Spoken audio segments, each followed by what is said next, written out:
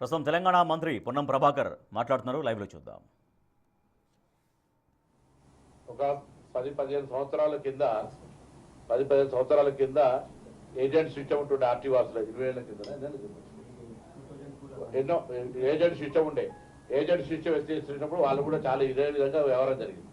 ఇక్కడ reflector shape వల్ల అనేక యాక్సిడెంట్ జరుగుతుంది. రిఫ్లెక్ట్ కరెక్ట్ లేకుండా మీరే స్వయంగా ఒకసారి ఆ బోగస్ అంటే వట్టి మామూలుగా నార్మల్ డూప్లికేట్ వేయడము దీనికి కూడా తేడాను గమనించండి.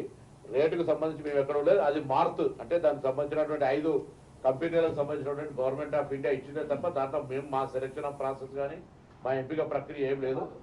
లేదా వాళ్ళ ధర అత్యధిక ధర అనేది ఏం లేదు. దానికి సంబంధించిన బ్రాండెడ్ దానికి ఒక గ్యారంటీ 2 years గ్యారంటీ ఇస్తాం. మిగతా వాటికి షేడ్ ఒక రోజు తెల్లవారినాడే మళ్ళీ వెళ్ళిపోతుంది.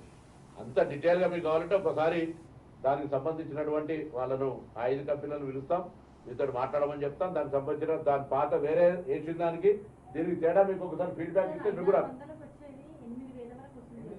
8,000 ఉండకపోతుంది. అంటే లారీ ఓన్లీ కమర్షియల్. ఇప్పుడు కమర్షియల్ అది కూడా సేఫ్టీ. నేను చెప్తున్నా ఉదాహరణ నా కాన్స్టిట్యూన్సీనే ఆగున్న వెహికల్ పబ్లిక్ తోటి వాళ్ళు ఒక వ్యాన్ క్యాంటర్ వ్యాన్లో పోతా ఉన్నారు. ఎల్కే బండి వచ్చి కూర్చుంటే 8 మంది వచ్చారు ములుకొని ఉంటాయి.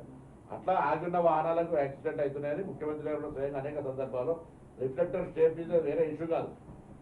₹1 40 లక్షలు 50-70 లక్షలు పెట్టి బండి కొనుక్కుంటే 8,000 పెట్టి రిఫ్లెక్టర్ గురించి సబ్జెక్ట్ కాదు కదా.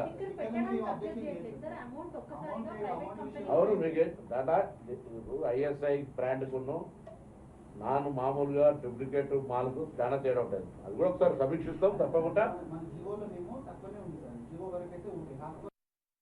జివో రేట్ అంటే చూస్తాం అటువంటి తప్పకుండా నేను మీ ముందు ఇస్తాను.